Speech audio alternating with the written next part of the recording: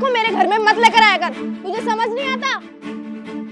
लगता है बुढ़ापे में तेरी हड्डियों के साथ साथ तेरे दिमाग में भी जंग लग गया है। अरे बेबी जी, अगर मैं बाहर साइकिल खड़ी करूंगा तो बाहर से साइकिल चोरी हो जाएगी। पिछले महीने 7 वालों की साइकिल चोरी हुई थी और आपको तो पता है मेरी इतनी पगार भी नहीं है। मैं कहाँ से नई साइकिल लाऊंगा? मेरा तो आने जाने का साधन ही यही है। मुझे नहीं पता, मैंने एक बार बोल दिया ना, तुझे समझ में नहीं आता? मैं बार बार नहीं बोलती। और अगर तूने आज के बाद मुझसे जबान लड़ाई तो इस साइकिल के साथ साथ तेरी हड्डियों को भी तोड़ दूंगी मैं, समझा? चल जा, ऐसे अपनी साइकिल उठा और बाहर खड़ी कर आ।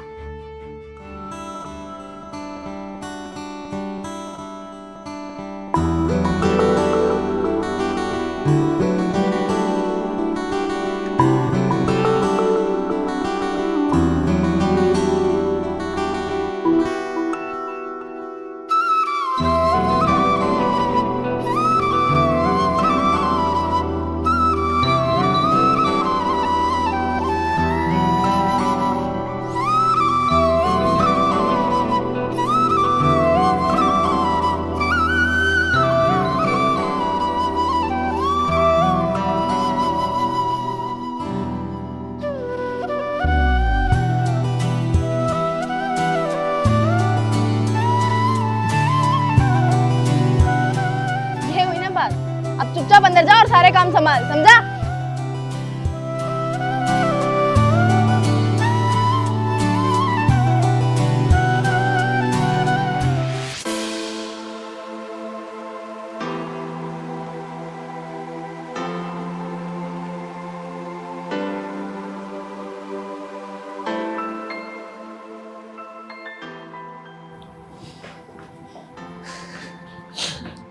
फटाफट असाइनमेंट दे दे। अच्छा अंकल नमस्ते। नमस्ते बेटा। तू इन्हें नमस्ते क्यों बोल रहा है? अबे वही तेरे पापा है ना। ये पापा वापा नहीं है मेरे, ये हमारे घर का नौकर है। भाई बैठा तो ऐसे जैसे तेरे पापा हो। अरे यार इसने ना दुखी कर रखा है हमको। काम वाम करता है नहीं, मुफ्त की रोटियां तोड़ता है, अपनी औकात भूल जाता है। ये पता नहीं कहाँ से उठाकर लाए हैं इसको, मुझे तो झेलना पड़ता है इसको। तुम्हारा घर सही है यार, तुमने तो नौकरों को बाप बना रखा है। अगर ये मेरा घर होता ना तो इसे मार मार के सब भूत बना देता और रात भर मुर्गा बना के रखता, वो अलग। पर यार मैं करूँ तो करूँ क्या? मन तो मेरा भी बहुत करता है इसको घर से बाहर निकालने का, पर इस घर में ना मेरी नहीं, मेरे बड़े भैया की चलती है, तो मैं कुछ कर नहीं पाती। करना क्या है, इसे पहले यहाँ से भगा, और ना भागे ना तो दूर रख के मार इसके। अरे भाई सारी पावर ना तेरे हाथ में है, तुझे भैया तेरे क्या ही कह लेंगे, और तू एक बार भैया को प्यार से बोल देगी तो भाई तो उनकी इकलौती बहन है। शांत क्या बैठी है, भगाना इसे। मैं भी तो देखो तेरा गुस्सा कितना है। सुनाई दिया कुछ? कान पे जू रहेंगी? खड़ा हो जा ऐसे। अब बैठा क्या है, जा। मानसी, भैया आप? बड़ी देर से देख रहा हूँ, बड़ी बदतमीजी के साथ बात कर रही हो इनसे। तुम दोनों को थोड़ी सी भी शर्म है कि नहीं? ये क्या तरीका है अपने से बड़ों से बात करने का? भैया मैंने तो इन्हें कुछ कहा भी नहीं है, मैं तो बस इन्हें जाने के लिए बोल रही थी। बस जाने के लिए कह रही थी? इतना बेवकूफ़ भी नहीं हो जितना तुम समझ रही हो। मेरी छोटी बहन हो, मैंने तुम्हें लाड प्यार में बहुत ज़्यादा बिगाड़ दिया है। तुम्हें क्या लगता है मुझे पता नहीं है कि तुम नितिन भैया से कैसे बिहेव करती हो? मैंने पहले भी कई बार देखा है कि तुमने नितिन भैया को बहुत ज़्यादा परेशान किया है, लेकिन चुप हो जाता हूँ कि आज नहीं तो कल तुम सुधर जाओगे। लेकिन अब तो तुम दिन प्रतिदिन बिगड़ती जा रही हो, और ऊपर से तुम्हारा दोस्त तो और भी ज़्यादा बदतमीज़ है। तुम्हें समझाने की बजाय उल्टा तुम्हें सपोर्ट कर रहा है, तुम्हें उकसा रहा है। ऐसे दोस्तों से तो दुश्मन अच्छे होते हैं। दोस्त वो होते हैं जो अपने दोस्त की गलतियों को सुधारें, उनकी गलतियां ढूंढें, ना कि उन्हें गलत करने के लिए प्रोत्साहित करें, बढ़ावा दें। और क्या हो गया आज की यंग जनरेशन को? इतने महंगे कॉलेज में पढ़ रहे हो तुम दोनों, तुम्हें तो अपने से बड़ों से बात करने की एक तमीज़ होनी चाहिए थी, लहजा होना चाहिए था। लेकिन अनफॉर्चुनेटली तुम दोनों ऐसे बिहेव कर रहे हो जैसे तुम दोनों ने इंसानियत ही खो दी। भैया अब आप मेरे दोस्त के सामने मेरी बेइज्जती कर रहे हो। बेइज्जती कर रहा हूँ? जैसा करोगी वैसा ही फल मिलेगा। अभी तुमने डांट खाने का काम किया तो डांट खाओगी। और हाँ, तमीज से बात किया करो उनसे, समझी तुम? और नितिन भैया, इन दोनों की तरफ से मैं आपसे माफ़ी मांगता हूँ। I am really sorry. आप प्लीज़ जाके काम कीजिए।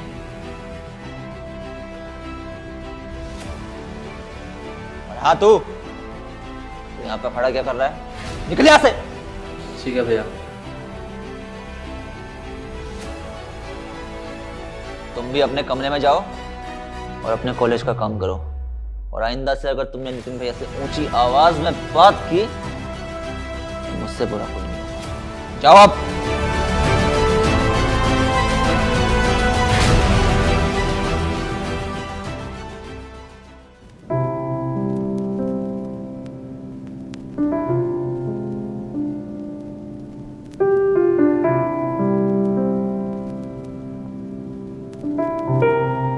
हेलो।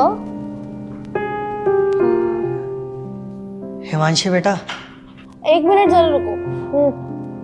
वैसे मैं कहना तो नहीं चाहता था, छोटा मुंह और बड़ी बात, बट मुझे तुमसे कुछ बात करनी थी।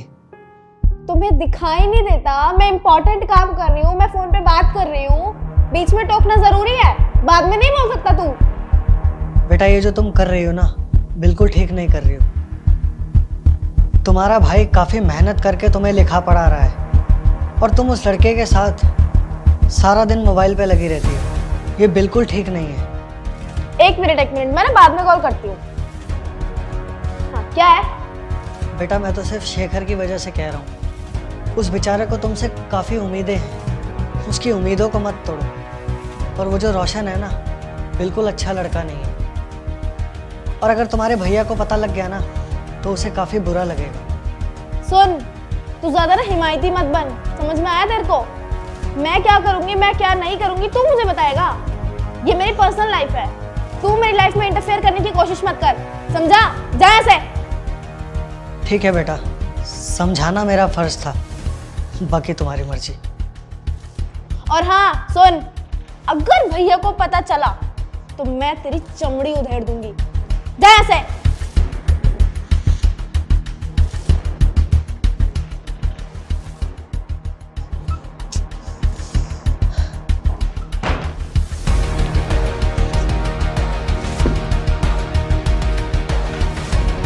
इस बुढ़े का ना कुछ करना पड़ेगा। अब तो ये मेरी लाइफ में ही गुस्सा चला आ रहा है। अगर इसने भैया को बता दिया तब प्रॉब्लम हो जाएगी यार।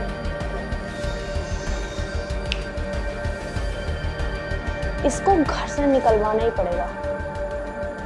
इसको घर से निकलवाती हूँ मैं।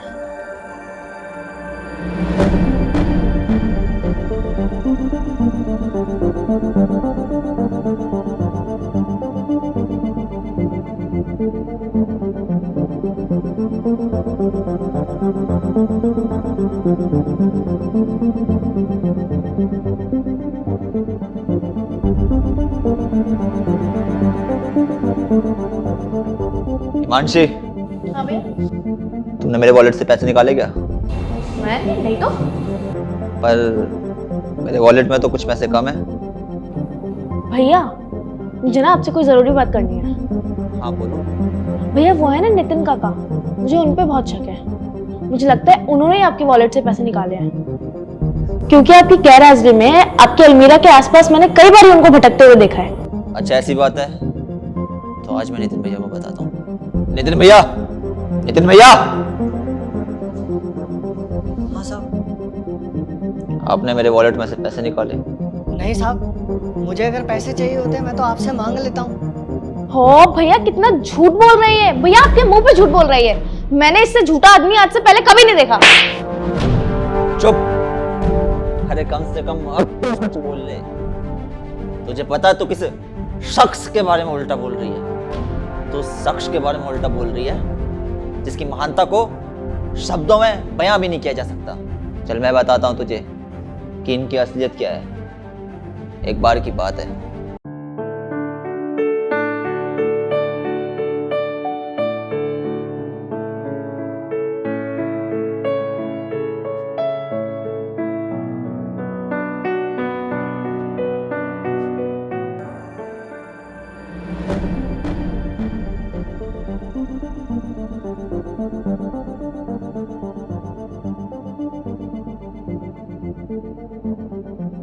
भैया,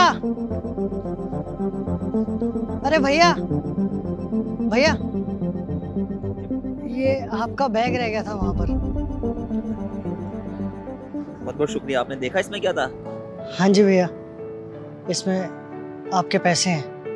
तो फिर आपने इस बैग को अपने पास क्यों नहीं रखा? नहीं भैया, मुझे ईमानदारी और मेहनत का पैसा चाहिए, ऐसा पैसा मुझे नहीं चाहिए भैया। अरे वाह, आप तो बहुत ज़्यादा ईमानदार हैं। अच्छा एक बात बताइए, आप करते क्या हैं? वही भैया जो पूरा देश करता है। मैं आपका मतलब नहीं समझा, साफ साफ बताइए आप। भैया मैं बेरोजगार हूँ, मेरे पास कोई काम नहीं है। मेरे को लगता है भगवान जी ने आपको मेरे लिए भेजा है, क्योंकि मैं और मेरी बहन यहीं रहते हैं, लेकिन मुझे बिजनेस के सिलसिले में अक्सर बाहर रहना पड़ता है। अब मेरी बहन बहुत छोटी है, उसे इतनी समझ नहीं है कि इस बड़े शहर में रहना कैसे है, तो मुझे उसकी फिक्र बहुत सताती है। लेकिन अगर आप मेरे घर में काम करें और उसकी देखभाल करें तो मेरी ये फिक्र दूर हो जाएगी। क्या आप मेरे घर में काम करेंगे? जी भैया, आप जो काम कहेंगे वो मैं करूँगा। चलिए आप मेरे साथ चलिए। अब पता लगा तुझे कि इनका दिल कितना बड़ा है। अरे दरिया दिली की अगर कोई मिसाल हो ना तो वो नितिन भैया है। जहां आज के जमाने में कई इंसान पैसों के लिए लालची होते जा रहे हैं, वहीं इस शख्स को सिर्फ और सिर्फ अपनी मेहनत का पैसा चाहिए। ये उन इंसानों में से हैं जो किसी का भी फ्री में खाना पसंद नहीं करते। ये विश्वास करते हैं अपनी मेहनत में, अपनी लगन में। और ऐसे इंसान ही है जिसकी वजह से आज के जमाने में इंसानियत जिंदा है। ऐसे इंसान के बारे में तो बुरा सोचना भी पाप है, क्योंकि जब हम किसी अच्छे इंसान के बारे में बुरा सोचते हैं तो कहीं ना कहीं हम कुछ ना कुछ तो गलत कर रहे होते हैं। इनकी तो जितनी भी हो सके मदद करनी चाहिए, इज्जत करनी चाहिए, सम्मान करना चाहिए। और नितिन भैया तुमसे उम्र में कितने बड़े हैं, तुम इन्हें उल्टा सीधा बोलने के बजाय अगर इनसे कुछ सीखने की कोशिश करते तो सोच देखो जिंदगी का कितना प्यारा सबक मिलता। क्योंकि इंसान जितना बड़ा होता जाता है उसके अनुभव उस हिसाब से बढ़ते जाते हैं। और एक अच्छा इंसान हमेशा जिंदगी के कुछ ऐसे अनुभव दूसरे इंसान को सिखा जाता है जिससे इंसान कठिन परिस्थिति से और इस दुनिया में नाम कमाता है। और तो खुद सोचना, जो इंसान लाखों रुपये छोड़ सकता है, क्या वो चंद रुपये से रहेगा? तुझे पता है हिमांशी, आज तूने अपने भाई का सर शर्म से झुका दिया है। आज के बाद मैं तुझसे कभी बात नहीं करूंगा। अरे नहीं शेखर साहब, ये तो बच्ची है, आज नहीं तो कल समझ जाएगी। आप माफ कर दो इसे। आज नितिन भैया के कहने पे मैं तुझे छोड़ रहा हूँ, माफ कर रहा हूँ। लेकिन अगर आइंदा से तूने कभी ऐसी गलती करी तो ये उम्मीद तो बिल्कुल मत रखियो कि तेरा भाई तुझे माफ करेगा।